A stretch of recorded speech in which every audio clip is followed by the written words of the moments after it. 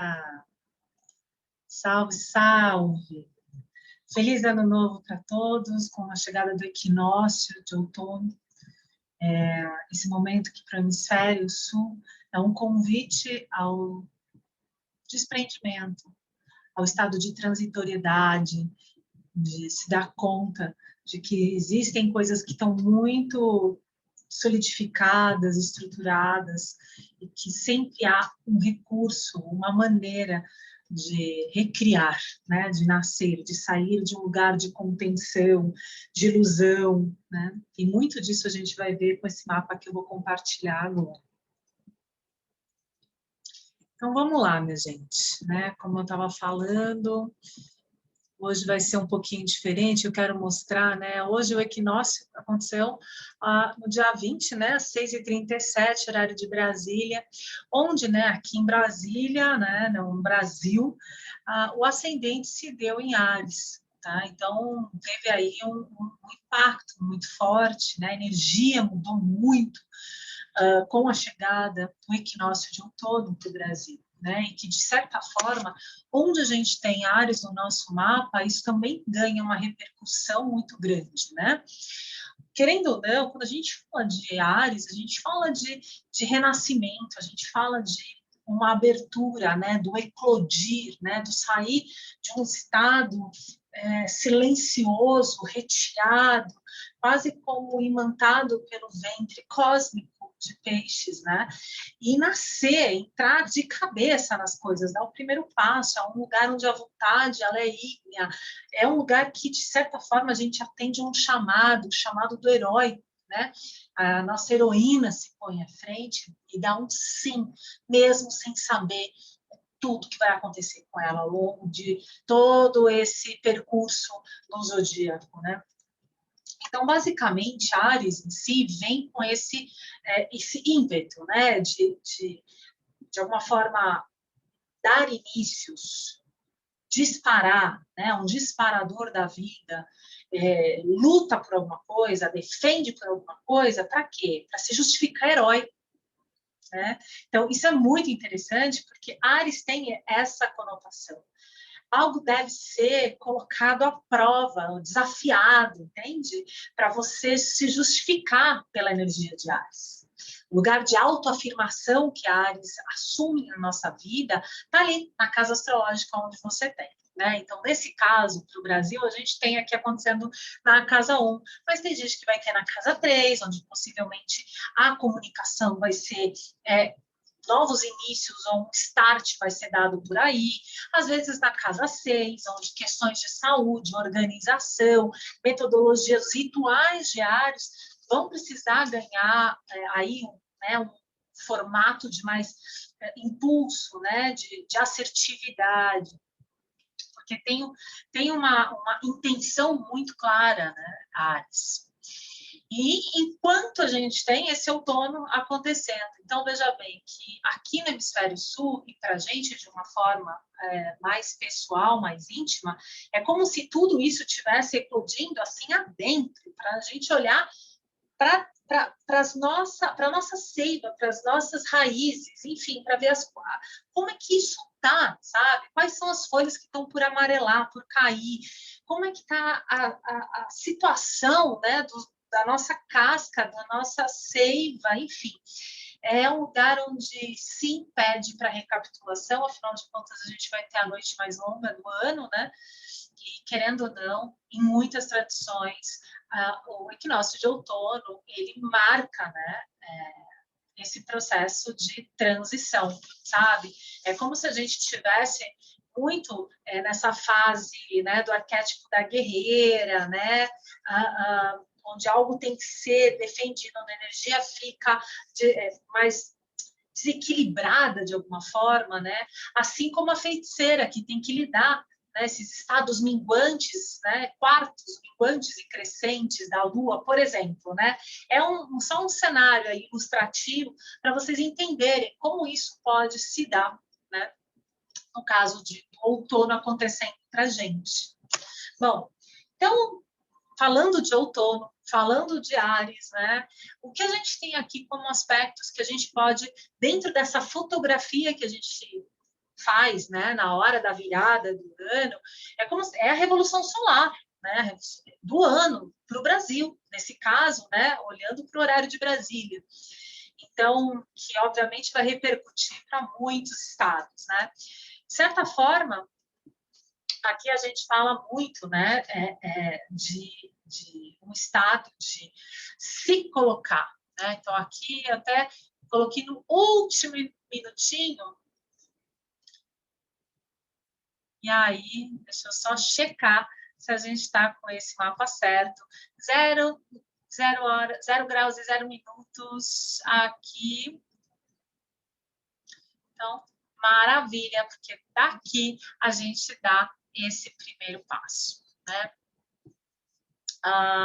Então, vamos lá. A gente tem, então, o Sol, né, acontecendo aí em Áries, dando esse start, mudando a frequência da lunação de peixes, o que eu já venho falando, né, que nessa alunação de peixes, muitas coisas ficaram ali também ofuscadas, mas que a energia ia mudar.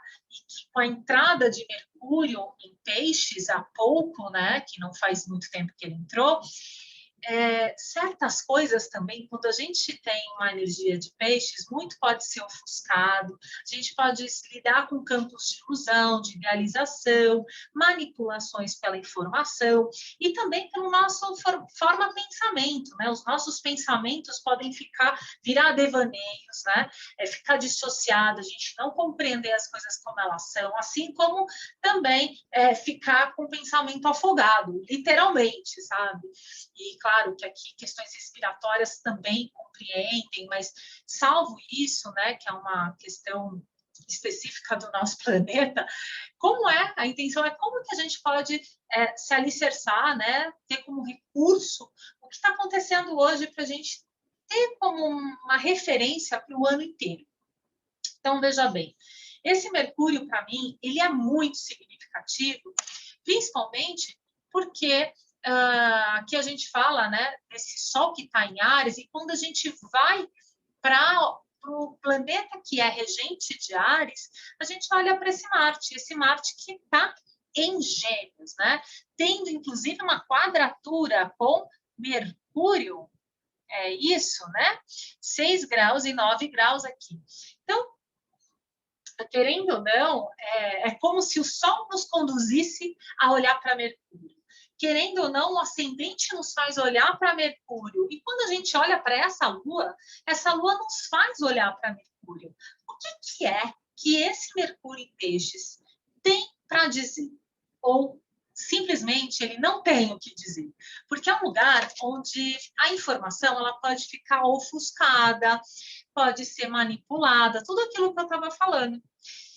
E também a gente pode se deixar levar por enganos, por palavras não ditas. É como se eu estivesse fazendo uma mímica, um gesto, ou fazendo meio que, sabe, aquele jogo de adivinhação, eu faço um desenho e a pessoa tenta adivinhar. Ou seja, não existe uma linguagem direta, objetiva.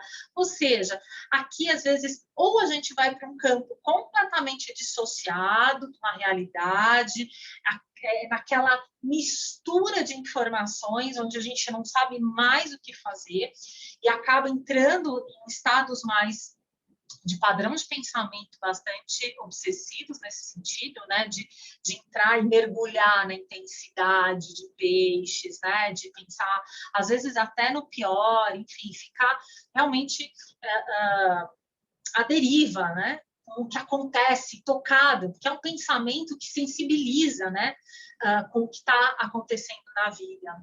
Ao mesmo tempo, fala da ilusão, porém tem um aspecto que eu diria que seria muito importante a gente usar isso como uma virada, que é trabalhar a nossa intuição.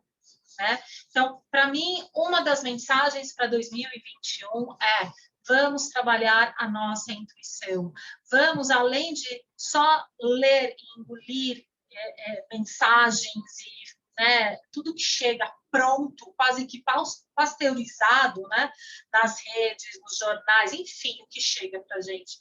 Isso nos cabe, isso é coerente com o que a gente sente. A mente e o coração estão alinhados aí, a vontade, a verdade, né? Esse lugar onde também a gente fala de autenticidade, é coerente? Isso porque a gente tem essa quadratura, ou seja, às vezes os acordos, as trocas, as negociações não vão estar tão disponíveis assim. É como se eu falasse A e você quisesse B e a gente não se entende, né? Então, por isso que vai precisar de, além de muita clareza no que se fala, né, didática no que se fala, principalmente também sensibilidade para perceber o que o outro está, de repente, desejando, precisando, para que, de alguma forma, a gente intua, né, se sensibilize e possa trazer aí uma condição de mais assertividade mesmo, né, de uma conversa que toca, né, um campo sensível. E que, claro, pode ser extremamente assim, potente, porque aqui existe uma intensidade muito grande. Porém, essa quadratura também pode falar, olha, tem coisa que estão sendo empurrada para a gente engolir goela abaixo, como uma realidade, e que a gente vai ter que ficar com isso, sabe? Meio, aquilo fica travado. Palavras que não são ditas, um movimento que é impedido, já era enquanto todo o planeta começa a fazer movimentos assim afora, a gente se vê, morrendo na praia, tendo que voltar tudo atrás. Enfim, são decisões que também perdem um pouco, se perdem, ok? Por sua vez, né, esse Marte, que é, né, ao longo desse ciclo solar aí em Áries, né, de 30 dias, é um planeta que vai estar ali fortalecido, né? Ele é um coadjuvante, né? Logo do Sol ali, é como se ele estivesse realmente dando informações adendas do que esse Sol está tocando. E ele está fazendo aqui, está recebendo aspectos de Saturno que são extremamente positivos nesse caso, porque é como se ele estivesse encorajando para uma tomada de decisão, para a gente se responsabilizar por atitudes, para inclusive para um planejamento, digamos assim, né? Mais assertivo, mais consistente, para se manter, o que também valorizar de alguma forma, né? Se manter coisas do que a gente tinha, porque Saturno fala de crono, fala de tempo, ele fala, olha, se mantenha com o que você tem certo em mãos. Ele tem também um lugar de prontidão, de compromisso, de determinação, e que é tão bacana quando a gente olha um contexto e também se coloca perante a isso com atitudes. Outra palavra muito importante para esse ano, que é atitude, ok? Para essa atualização que está sendo pedida, na verdade, dentro de um trânsito, né? Na verdade, são 3 quadraturas entre Saturno e Urano, que é a tônica do ano de 2021, que vem falar sobre a atualização, trazer uma nova ordem mundial, trazer, né, estabelecer a renovação do que está antiquado, do que não serve mais, enfim, e que, claro, isso se dá dentro de um campo de resistências, né? Que obviamente no primeiro encontro isso fica bastante assustador, que entra num campo muito inconsciente, e depois a gente começa a se dar conta para que no segundo encontro, em junho, a gente possa fazer e tomar medidas, tomar atitudes, começar a fazer essa mudança, essa transformação necessária para atender a demanda desse Urano e desse Saturno, né, que tem uma necessidade profunda de atualização. Aqui é como se Saturno perguntasse, porque ele é extremamente exigente, e ele dissesse para todos nós, onde é que você idealizou demais, né? Enfim, onde é que a humanidade, porque afinal de contas, Urano, né, ele fala desse tecido, né, coletivo, humano, desse lugar onde realmente se fala no plural, né? São essas bandeiras. E onde é que também a gente se colocou numa excentricidade, como se a gente fosse superior, né? Porque Urano tem esse lugar também, assume. E nessa quadratura também tem que lidar com figuras de autoridade excêntricas, ok? Ao mesmo tempo, Urano fala do caos, né? Então, estabelecer uma nova ordem perante o caos, e que isso vai ser um esforço danado, vai precisar muito da nossa assertividade, da nossa prontidão, da nossa vontade de virar esse jogo, ok? Ao mesmo tempo, aqui onde é que a gente se diferencia dos outros seres vivos do planeta, sabe? Se é um lugar de consciência que, na verdade, fala de coexistência. E onde é que a gente se difere tanto desse estado de viver na Terra? Se todos precisamos de ar, se todos precisamos de água, né? E claro que em cada quantidade e proporção, mas todos estamos aqui, né? Coexistindo. E claro que esse Saturno e Urano vão gerar questionamentos desse âmbito também, ok? De como a gente vem, inclusive, aplicando a nossa tecnologia e para que finalidade, sabe?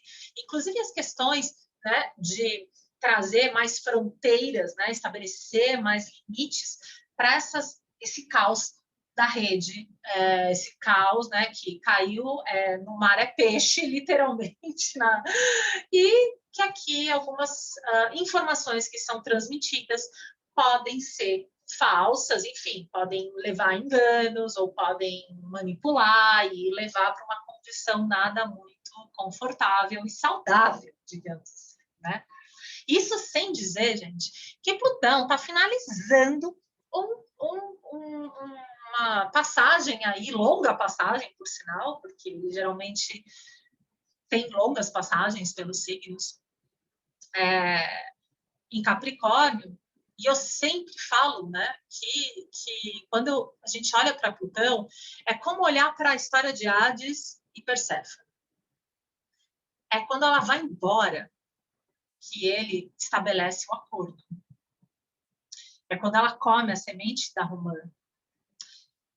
É no final de um trânsito que Plutão deixa muito claro o que está sendo desprendido e que vai ficar ali marcado, entende? Algo que a gente não tem como negociar mais, é um lugar de aceitação, de entrega, entende? E aqui é uma coisa do sistema, né? Uma coisa das estruturas, a gente fala desses limites, das ambições do ser humano enquanto, né, uma ordem social na Terra, de como a gente se construiu aí, né? Se organizou, né, na Terra. Os nossos sistemas que estão falidos por uma condição de coexistência. Então, isso é preciso ter uma atualização. E é esse trânsito que vai acontecer de Saturno com Urano, que aconteceu em fevereiro, junho e dezembro, né? Onde dezembro, as pessoas que realmente se colocarem em prontidão e tomarem atitudes, por mais que no começo não sei direito o que mas se coloca, sabe? Aqui é o que eu tenho falado, se põe, sabe? Eu estou a serviço, eu estou aqui. O que eu tenho que fazer ainda não sei, porque Ares tem muito isso, de sim para a vida sem saber direito o que é. Esse impulso, sabe? De sim, eu posso, né? Eu sou. Então, basicamente, né, dentro desses trânsitos maiores, né, do ano, basicamente Urano e Saturno são os grandes mandatários aí, né, que estabelecem essa dinâmica maior para que outros trânsitos venham colorir, né, enfim, trazer aí uma interação, uma dinâmica para não ficar tudo tão rígido, né? Então, o Sol, por exemplo, ele hoje entrou em Áries, porém, no dia, deixa eu pegar minha colinha aqui, 29 de março, ele vai fazer um encontro com Quiron, né? Quiron, que já está, né, um tempinho aqui em Áries, e que, de certa forma, Quiron vai falar desse lugar que existe uma fixação na gente, é uma ferida emocional. Quiron, ele é o curador ferido, ele é o xamã do mapa, ele é o lugar onde a gente acolhe uma dor, um trauma que pode ser geracional e que, à medida que a gente toma consciência dele, é nosso dever curar. É como se a gente pudesse trazer, estabelecer a cura, né? A consciência da verdadeira razão, para o verdadeiro sentido que as coisas queriam seguir e que não puderam, né? Porque às vezes, e ainda em Áries, é como se a criança nascesse com uma porção de demandas e que nem tudo foi possível ser dado a ela. E essas faltas, né, que são transformadas em raiva à medida que esconde sentimentos como medo, né, como a rejeição, são super fortes, né? Então, essa raiva infantil, ela também pode ser transferida, projetada, enfim, em inúmeras condições aí, situações da vida, com pessoas, inclusive, muito próximas, para mostrar que existe uma demanda emocional que você pode acolher e se responsabilizar por ela, né? Porque, basicamente, aqui, cada um faça o seu e já está de bom proveito, sabe? Então, quando a gente fala do Sol, é como se ele estivesse brilhando com coragem, de repente ele cai numa lombada, aonde Quiron é a chave. Ele contém uma chave que abre processos emocionais, ele conta uma história, ele vem falar dessa dor, né? E que geralmente quase que funciona como um vórtice de trauma, que por mais que você se esforce, aqui, o corpo guarda memórias, a psique guarda, né, guarda uma história que, claro, ela vai, né, desenhando como lhe convém, mas que, de alguma forma, faz com que você volte para aquele lugar de origem. Quiron é essa chave. E à medida que você puder entrar em contato com isso, vai ser maravilhoso, ok? Tudo isso acontecendo em Áries, tá? Então, se você não tem Quiron em Áries, tudo bem, fique tranquila, mas acontece que alguma coisa, alguma condição exterior, talvez proporcione a você a consciência de que certas coisas estão ali para a gente se responsabilizar, tá bom? E mesmo porque essa conjunção pode irradiar ao longo, né, fazer aspectos ao longo do teu mapa, né? Em trânsito, pode passar uma informação para alguns planetas à medida que você tem aí, né, 8 graus em algum signo. Se você tiver 8 graus em algum signo, vai ser um aspecto exato, né? Seja ele quadratura, oposição, né? Enfim, existiu. E aí seguimos, né? Com esse percurso do Sol. Então, dia 22, Vênus, que finaliza uma temporada em Peixes. Linda, maravilhosa, acreditando no melhor, aproveitando, né, desse sonho, enfim, experimentando mesmo, sabe? Esse campo do sentir, do desejar, do atrair o melhor, inclusive dentro desse campo espiritual, né? Onde a gente todos somos um, lindo, maravilhoso. Porém, quando ela entra em Áries, ela coloca o capacete, né? Então, ela começa a ganhar uma consciência de autonomia, uma consciência de falar, ok, o que eu desejo é de responsabilidade minha. Então, é um lugar onde as conquistas dependem dela também, do que ela deseja. É um lugar que tem muita intensidade? Ainda mais porque não só na lunação de Peixes, né, que está acontecendo, está rolando, a gente está chegando aí no quarto crescente, mas está rolando em Gêmeos, né, agora com a Lua em Gêmeos. A gente tem um evento, né, que se chama Vênus Star Point, que eu vou também facilitar aí, né, um encontro para contar, né, mesmo sobre o que é a Vênus Star Point, como utilizar da energia, da magia que a Vênus Star Point oferece, como essa estrela, né, do amanhecer, né, que chega, parece que ela se anuncia aí antes do Sol, para justamente nos levar a essa condição de perceber os nossos canais criativos, a nossa capacidade de harmonizar e de estar ligada a essa geometria sagrada da vida, sabe? Dentro das suas proporções, né? Então, Vênus, ela é, inclusive, o caminho de Vênus é muito honrado e reverenciado por inúmeras tradições, como se fosse um lugar onde ela fecunda, ela fertiliza, ela traz alegria, ela traz criatividade, ela traz abundância, né? Ela traz essa consciência, inclusive, dependendo do signo que ela tiver, ela traz consciências terrenas ou consciências de ideais, né? Do que é justo, do que é belo, como é que a gente faz para estar alinhado a esse lugar de uma consciência civil, querendo ou não, né? Do que é ético, inclusive. Então, essa Vênus, quando entrar em Áries, ela vai, com certeza, buscar um desejo para se chamar de seu, sabe? É um lugar que tem mais agressividade, intensidade, mas que também tem uma grande capacidade de recomeçar, né? Quando a Vênus fizer o encontro no dia 26, que vai ser 4 dias depois, olha só, com o Sol, é o beijo da Vênus com o Sol, que é o que eu venho contando agora, que é a Vênus Star Point.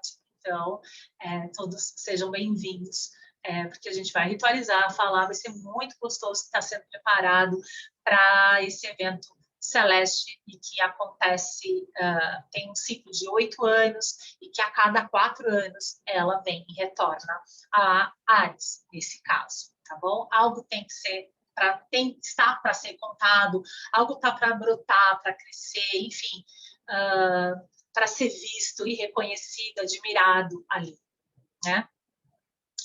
Aí depois a gente também tem, né, além do Mercúrio que já foi dito, né, a gente tem o Urano, e querendo ou não, né, uma coisa que é interessante, a Vênus, ela é o planeta, né, que não é só regente de Libra, mas de Touro também.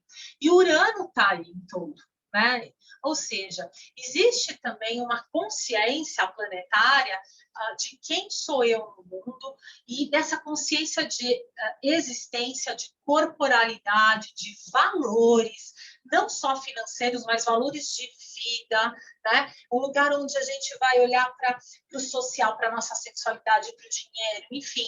Como é que eu dialogo, né? Porque a Vênus gosta, ela também, nesse caso de Libra, ela tem essa condição social, como eu dialogo com esse campo, né, das trocas, da comercialização ou não, do amor, dos afetos, mas também comigo mesma, né, nesse lugar onde eu vou buscar meios de subsistência, onde eu vou olhar para os meus valores pessoais, o que é importante para mim, o que me dá prazer, o que me dá alegria, o que me dá bem-estar, e que, de certa forma, é uma Vênus que cultua o corpo, né, que vai preservar, né, ainda mais em Áries, ela vai estar muito autocentrada, né, muito querendo atender os chamados dessa iniciativa, dessa força ígnea, né, da Vênus em Áries. Então, aqui, obviamente, a gente tem aí também um fator importante, né, que muito tem se falado, é o ano de Vênus, né? Eu só gostaria de trazer aqui, né, um esclarecimento, porque existe uma frente da astrologia que valida muito, inclusive muitos métodos são aplicados a partir desse conhecimento dos caldeus, que deu origem, né, aos babilônios, que foi um povo que contribuiu muito, né, para a astrologia, para os cálculos e para essa observação celeste, porém, foi uma informação não mais atualizada, né, ao longo de todos esses 1000 anos aí desse conhecimento, desse saber que é a astrologia. Então, algumas escolas não qualificam, Vênus como sendo, enfim, tem um ano, tem um planeta, é ano de tal e tal. A gente olha para o mapa e vê qual é a situação aqui, né? Qual é o planeta que está tendo muita força. Porém, em contrapartida, a partir dessa tradição astrológica, a gente olha, né, para essa velocidade dos planetas, e que isso estabelece uma ordem, né, formando, inclusive, uma estrela de 5 pontas, que eu coloquei bem aqui. Né? Então, a gente começa com Saturno, aí depois vai a Vênus, depois Júpiter, aí depois vai Mercúrio, depois Marte, Lua e Sol. E só depois continua tudo de novo. Ou seja, era considerado só até o 7º planeta, que é Saturno, que é o planeta que a gente consegue ver a olho nu desde a Terra, tudo desde a Terra, gente, tá? Então, isso fala também de um período, assim como a gente tem microciclos, como que eu estava falando, né, trazendo essa imagem, essa fotografia do que para a gente, para o Brasil, a gente recebe para um ciclo, né, menor, como uma revolução. A gente também tem ciclos menores e ciclos maiores. E a gente está vivendo, né, um ciclo de 36 anos de Saturno, que começou em 2017, ou seja, isso vai até 2052, e que, de certa forma, minha gente, é Saturno que está dando as cartas aqui. E quando a gente olha para Saturno, ele tem uma potência, né? Ele tem um lugar aqui que não deixa sossegar, sabe? Então, enquanto a gente fala, nossa, o ano da Vênus, o ano sabe, dos afetos, do prazer, vamos, né? Enfim, tudo muito lindo, me admirem. Aí a gente tem uma realidade que é completamente outra, sabe? E a necessidade, às vezes, até de fugir disso, né, leve à supercompensação, né, dos princípios de prazer, com certeza. Só que Vênus, ela está ali como se fosse uma ajudante de Saturno, tá? Então, digamos que só queria trazer essa consciência para essa tradição astrológica, que é uma astrologia mais antiga, né, que fala exatamente desse ciclo de Saturno, né, que vem falar desses limites, dessa consciência, da tomada de consciência, né, que tem tanto a ver com o que a gente está vivendo. Né? Esse lugar do despertar a consciência, né, se desvelar do véu de Maia, é Saturno que traz consciência, que fala, ok, olha, tem limites, você consegue ver concreto, é real, veja bem, sabe, viva a tua alma, sabe, encarnada, é isso. Então, o chamado, da qual eu considero muito mais, é esse Saturno em regência maior, oferecendo para a gente a nossa qualificação, o nosso melhor, né? Ele é muito exigente. Então, ele sugere, de alguma forma, ou impõe, na verdade, sugere nada, ele impõe situações que são bastante drásticas à medida que a gente resiste demais e duras, para a gente encontrar esse lugar de resiliência, sabe? E de também se dar conta, a partir das crises, sobre o nosso processo de amadurecimento enquanto raça humana na Terra, se conscientizar sobre o nosso papel e se responsabilizar por ele, pelos nossos familiares, pelo nosso corpo, pela nossa maneira de produzir na Terra, né? Sobre os nossos resíduos, né? Como a gente constrói, edifica as coisas na Terra, como a gente se comunica, enfim, tantas coisas que Saturno pode nos tornar em grandes mestres, sabe? Então, eu prefiro olhar muito para Saturno como aquele ancião que conhece, que sabe, que carrega o tempo consigo e que vem, sim, delimitar espaços e momentos para que a gente se dê conta. É como se ele falasse, olha, presta atenção ali, né? Então, de modo geral, é isso que eu gostaria muito de falar, né? A gente tem ainda uma lua que está em Gêmeos, né? Querendo ou não, né? Só para completar aí essa passagem da lua, da alunação de Peixes, que agora ganha é como se fosse um contrapé. Então, é uma aceleração. A gente está chegando nesse quarto crescente, desse estágio de mudança. Eu sempre trago para os grupos, para as rodas, para as mulheres perceberem esse estado emocional, se ele não fica mais acelerado, fica mais ansioso, enfim, porque existe uma desorganização emocional, porque algo tem que tomar um ponto de partida, tem que ir para a luta, tem que defender, vamos lá. E, ao mesmo tempo, em Gêmeos, a gente fala, né, do pensamento, dessa forma de se comunicar, enfim, tudo que compreende Gêmeos, né? Que aí vai ficar 2 dias e meio aí, e depois segue em direção a Câncer, numa fase do quarto crescente.